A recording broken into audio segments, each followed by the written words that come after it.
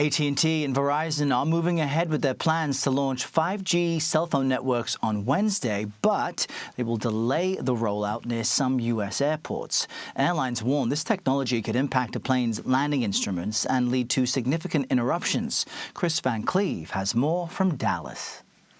Fearing massive flight disruptions as soon as Wednesday morning, an 11th-hour compromise to a bureaucratic standoff that had put cell phone providers and airlines on a collision course, with the White House stepping in to mediate. Certainly, minimizing flight disruptions, ensuring safety in travel is a top priority. AT&T and Verizon will activate more than 90% of their ultra-fast 5G wireless networks as planned Wednesday. But cell phone towers within a 2-mile radius of many of the nation's busiest airports will remain offline, specifically to avoid potential interference with cockpit systems that help pilots land in bad weather and low visibility. United CEO Scott Kirby had warned of potential catastrophe. 5G is now the biggest issue facing the airline, which is remarkable to say in a world where we're still in COVID. Without this compromise, airlines said 1,100 flights a day could be delayed, diverted, or canceled due to 5G, with national commerce grounding to a halt. The FAA says it still expects some issues. The agency has only cleared equipment on about 45% of airliners to operate with 5G networks.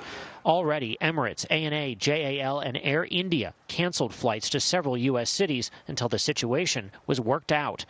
Airline industry analyst Henry Hartevelt. If you don't have to travel on Wednesday, don't.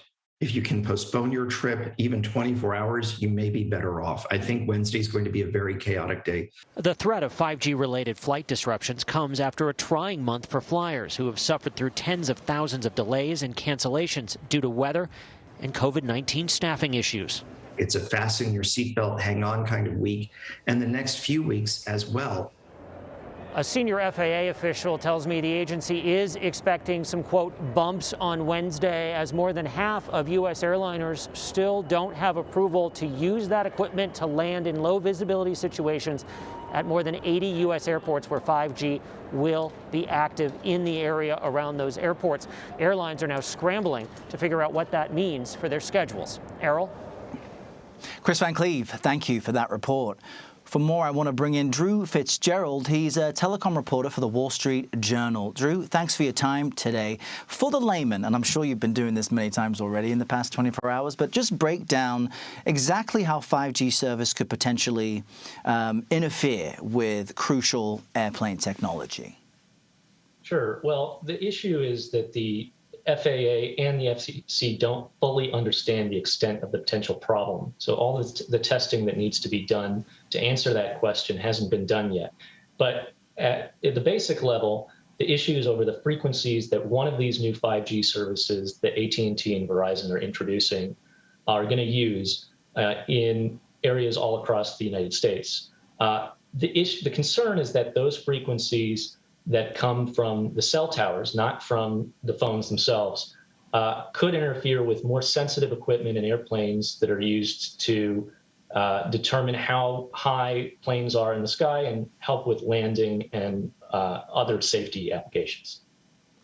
Right, this is the C-band spectrum. What kind of additional safety adjustments and measures then may need to be implemented so that this can roll out safely?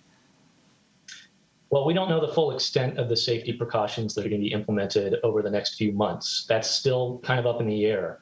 But we do know that there are going to be more cancellations, as the FAA alluded to, certainly on Wednesday, and that could lead to more rolling cancellations over the next few days.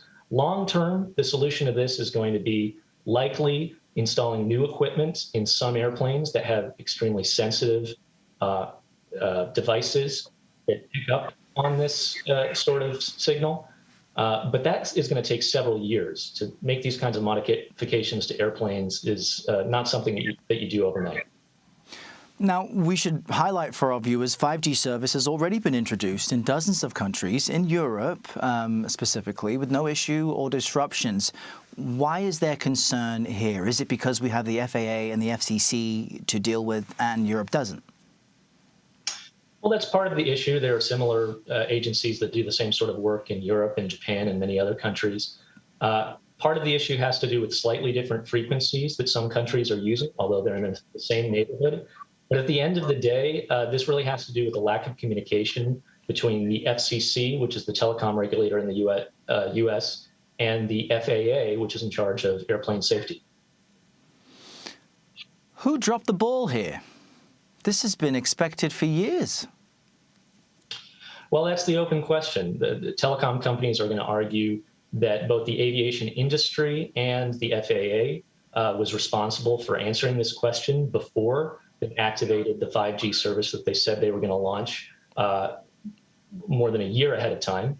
On the other hand, airlines and the FAA have said that their responsibility is to make sure that planes are safe in the sky and when they land, and that the responsibility belonged to the FCC and to those telephone companies to make sure that their service wouldn't create any disruptions for other industries.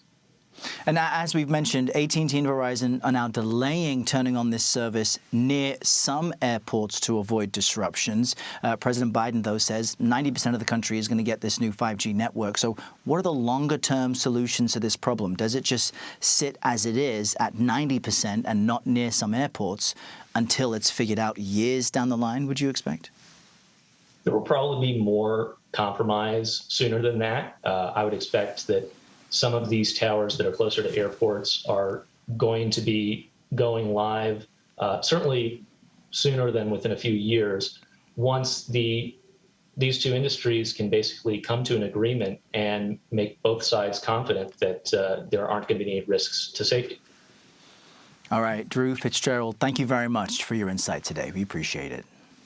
Thanks for having me.